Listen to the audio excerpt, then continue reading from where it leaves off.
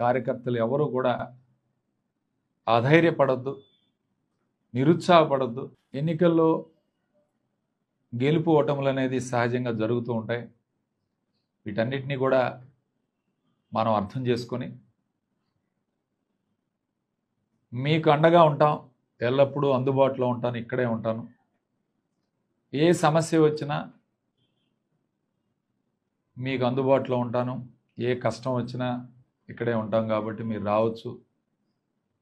ఎవరు కూడా అధైర్యపడొద్దు, కార్యకర్తలు ఎవరు కూడా అధైర్యపడొద్దు, నిరుత్సాహపడొద్దు.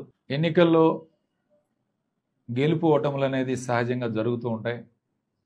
వీటన్నిటిని కూడా మనం అర్థం చేసుకొని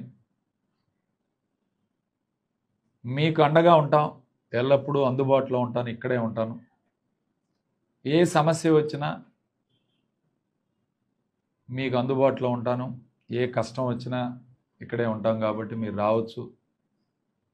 ఎవరు కూడా అధైర్యపడొద్దు,